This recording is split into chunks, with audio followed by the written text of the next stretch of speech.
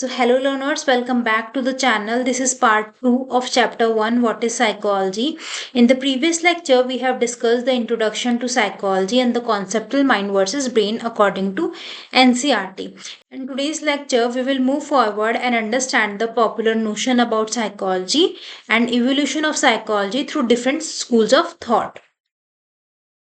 So before we start, let me know in the comments, did you watch the part 1 of this chapter? So let's move with the first slide of the video. Popular notion about psychology every day हम लोग try करते हैं to understand कि how people behave how the people behave in a certain ways. For example, why did my friend react angrily? Why did someone fail in exam?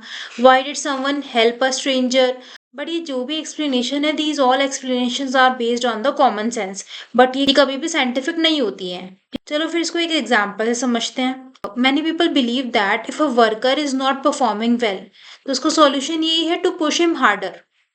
ठीक है कि आप उसको फोर्स करो to do the work, but psychology does not rely on these beliefs. Psychology जो है वो investigate करेगी बिहेवियर को और साइंटिफिक रिसर्च और एविडेंस के थ्रू ही वो इस चीज़ का सॉल्यूशन निकालेगी.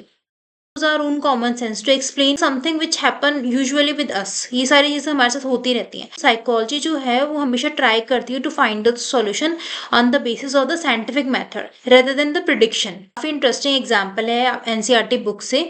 Suppose your friend move to the another city. तो उसके लिए दो सेइंग्स निकलती हैं. First is out of sight and out of mind and second is distance make the heart go founder. Both of the saying, दोनों जो sayings है दोनों अपोजिट हैं, दोनों के अलग अलग अपने अपने मीनिंग है.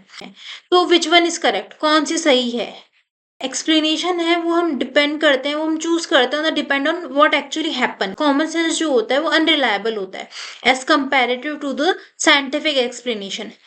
मैंने इस एग्जाम्पल से आपको ये समझाया है कि psychology versus common sense. Psychology जो है वो साइंटिफिक रिसर्च को यूज करती है, एक्सपेरिमेंट को यूज करती है, ठीक है, और डेटा कलेक्ट करती है, एनालाइज करती है ऑब्जेक्टिव्स को, ठीक है, टू सॉल्व द प्रॉब्लम. और वहीं पे जो कॉमन सेंस जो होता है वो यूज करते हैं, हमारे बिलीव्स को यूज करते हैं. पर्सनल ओपिनियन हो गए, हर इंसान के अपने ओपिनियन होते हैं, कल्चर क्या कह रहा है उसके अकॉर्डिंग हम लोग प्रॉब्लम जो होती है, सिचुएशन जो होती है उसको सॉल्व करते हैं.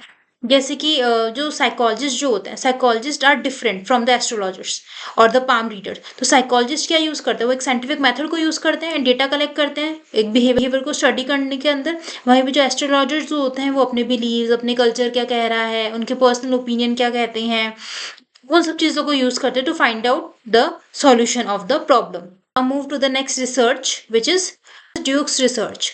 So, a psychologist named Carlo Dukes, जिन्होंने कंडक्ट किया था एक experiment. She was to understand how student react to failure. वो जानना चाहते थे कि कैसे जो स्टूडेंट है वो फेलियर के ऊपर रिएक्ट करेंगे. तो रिसर्चर है, उन्होंने दो ग्रुप लिए. जो स्टूडेंट प्रैक्टिस कर रहे थे मैथ्स प्रॉब्लम फॉर 25 डेज. तो फर्स्ट ग्रुप जो था उसने रिसीव करी इजी प्रॉब्लम, और जो सेकंड जो ग्रुप था उसने दोनों तरीके की प्रॉब्लम रिसीव करी, इजी भी और डिफिकल्ट भी. In the next slide we have the result कि क्या रिजल्ट आता है उस स्टडी का. So the result was surprising. Student जो काफ़ी ज़्यादा सक्सीड करते थे एग्जाम में, जिन्होंने काफ़ी अच्छे से अटेम्प्ट किया है, उन्होंने काफ़ी जल्दी ही गिव अप कर दिया जैसे उन्होंने फेस करे डिफिकल्ट क्वेश्चन. वही था जिसने काफ़ी एक्सपीरियंस करे थे फेलियर पहले, तो वो अभी भी बहुत ज़्यादा परसिस्टेंट थे कि वो सॉल्व कर रहे हैं क्वेश्चंस को, ट्राई कर रहे हैं. एक्सपेरिमेंट से हमको ये समझ में आता है कि जो साइंटिफिक रिसर्च जो होती है वो समटाइम कॉन्ट्रडिक्ट हो सकती है कॉमन सेंस बिलीफ को लेकर. Important and interesting topic is evolution of psychology. How psychology developed as a scientific discipline. So in this we will understand कि psychology का evolution कैसे हुआ है. So this is the first school of thought, structuralism. So before we start, I would give the first disclaimer. Extra information भी है तो मैं आपको बता दूंगी फॉर क्लास 11 कि आपको किन किन चीज़ों के ऊपर ध्यान देना है. ठीक है. William wound, who is the founder of the school of thought, जिन्होंने फर्स्ट साइकोलॉजिकल लेबोरेटरी स्टैब्लिश करी थी in the year of the 1879 Leipzig Germany के अंदर. जो स्टडी कर रहे थे माइंड को in the form of the elements, वो स्ट्रक्चर के फॉर्म में माइंड को, एक स्ट्रक्चर एक यूनिट के फॉर्म में माइंड को स्टडी कर रहे थे, such as the sensation, feelings और इमेज. ये एक स्ट्रक्चर हो गया, उस फॉर्म में वो माइंड को स्टडी कर रहे थे. और वेरी इंपॉर्टेंट, कौन से मेथड से वो माइंड को स्टडी करते हैं. The method is introspection method. Introspection का मेथड ये होता है कि हम अपने आप को ऑब्जर्व कर रहे हैं. We are introspecting ourself, what we are feeling, what we want, like these type of things. तो आपको इंट्रोस्पेक्शन मेथड याद आता है। This is the first school of thought. तो इसमें बहुत सारी लिमिटेशंस भी थी, जैसे वो सब्जेक्टिव था बहुत ज़्यादा खुद के ऊपर, क्योंकि हम खुद के ही बारे में इंट्रोस्पेक्ट कर रहे हैं, तो ज़्यादा सब्जेक्टिव हो गया, अनरिलायबल हो गया, ज़्यादा लोगों के ऊपर रिलायबल नहीं हो पाया, और काफ़ी हद तक यह अनसाइंटिफिक भी था, नॉन साइंटिफिक भी रहा। ठीक है, तो दिस इज द स्ट्रक्चरलिज्म, जो कि स्टडी कर रहा था structure of mind in form of the elements. The next school of thought is functionalism, which is given by the William James. ये जो school of thought है वो फोकस करता है कि how the mind function rather than the structure of the mind, कि mind का क्या structure है, ये mind के function के ऊपर वर्क कर रहा था कि कैसे जो mind है वो how the mind work।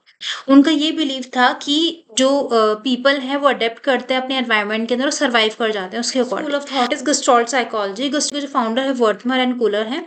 तो इनका जो फोकस एरिया है वो ये है कि experience is more than the sum of its part. जो हम एक्सपीरियंस करते हैं वो बहुत ज़्यादा बड़ा है उसके कुछ कुछ पार्ट से। जैसे कि मैंने यहाँ पे की प्रिंसिपल भी दे रखा, the whole is greater than the sum of its part. ठीक है, तो गस्टॉल्ट साइकोलॉजिस्ट इस चीज में बिलीव करते हैं कि that our perception is holistic. The holistic which means we are taking things as a whole. ठीक है, when we watch a movie we see the movements, right, even though it is just a series of a still pictures. जब हम movie देखते हैं तब हम movie को continue form में देखते हैं, लेकिन अगर हम उसको सिंगल सिंगल फॉर्म में देखें तो उसके पिक्चर्स हैं, उसकी क्लिप्स होती हैं, तो उनसे पूरी एक मूवी क्रिएट होती है ना। अब आप इस चीज को सर्कल से समझो। ठीक है, this is one circle, okay, now you are taking this circle as a whole। ठीक है, और अब मैं एक सर्कल बना रही हूँ।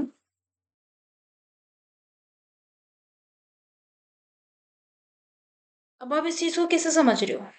You will say this is also circle and you will say this is also circle, लेकिन ये जो छोटे छोटे पीसेज हैं इसी से सर्कल बना है। This is what the gestalt psychology says कि हम लोग चीज़ों को एज अ होल परसीव करते हैं, चाहे वो छोटे छोटे फॉर्म में ही हो, चाहे वो छोटी छोटी क्लिप्स में हो। अभी ये जो पिक्चर है आप स्क्रीन पे देख रही हो, छोटी छोटी क्लिप्स हैं, इसके अंदर छोटी छोटी पिक्चर्स डाल रखी है मैंने, लेकिन आप इस चीज़ को समझ रहे हो एज अ होल ना। तो this is what the gestalt psychology says कि हम लोग चीज़ों को एज अ होल परसीव करते हैं। The next school of psychology is behaviourism. Behaviourism school of thought के जो फाउंडर है वो John B Watson.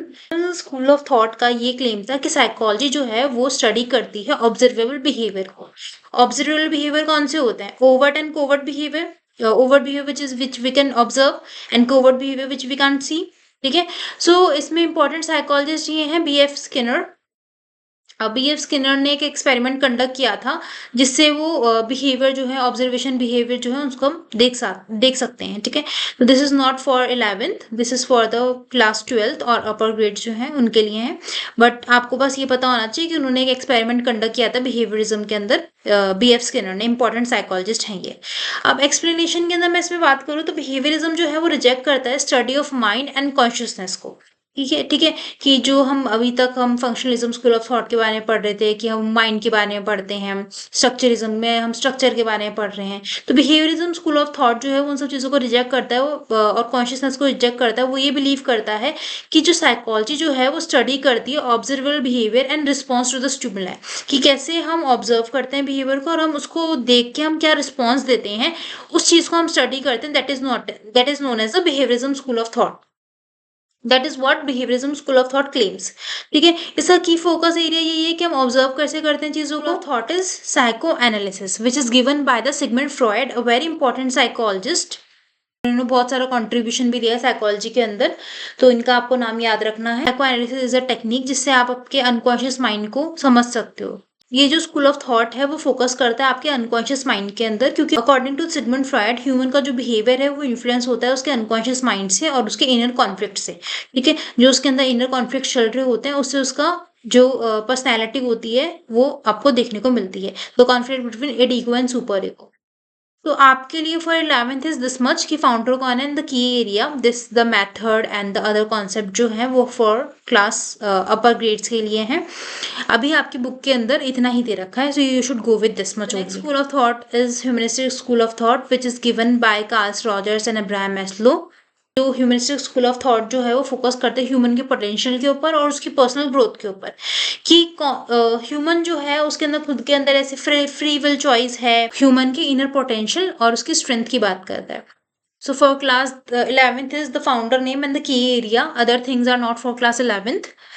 Now let's move exam tip you can take, exam tip of course you can take, बाकी not for class 11th।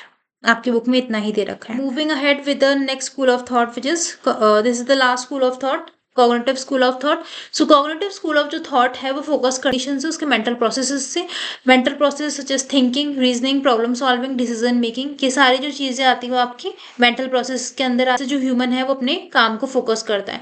So the major tip for 11th is focus, you should focus on the focus area। Key concept क्या है और exam tip के ऊपर you can go with. At last I would say कि you can take the screenshot of these school of thoughts और the evolution of psychology के जो भी मैंने आपको बताए हैं pillars, you can take the screenshot of these all, जिससे कि आपके एग्जाम में रिवाइज करने में it will be very helpful for you all। जो आपने school of thoughts पढ़े हैं वो है structuralism, जो कि फोकस करता है structure of mind which is given by the William Wundt, functionalism which is focus on the function of behavior which is given by the William James, gestalt psychology जो कि फोकस करता है whole perception के ऊपर। Gestalt psychologist के आप नाम मुझे बताओगे इन कमेंट्स, देखती हूँ आपको कितना याद है। नेक्स्ट स्कूल ऑफ थॉट आता है आपका बिहेवियरिज्म, जो कि फोकस करता है बिहेवियर, ऑब्जर्वेबल बिहेवियर, जो कि दिया था जेबी वॉटसन ने। नेक्स्ट स्कूल ऑफ थॉट जो है वो साइको एनालिसिस है, जो कि अनकॉन्शियस माइंड के ऊपर फोकस करता है, which is given by the Sigmund Freud. Next school of thought आता है आपका नेक्स्ट स्कूल ऑफ थॉट आता है आपका ह्यूमनिस्टिक स्कूल ऑफ थॉट, जो कि ह्यूमन पोटेंशियल और ग्रोथ के बारे में बात करता है, जो कि Karl Rogers and Abraham Maslow ने दिया है।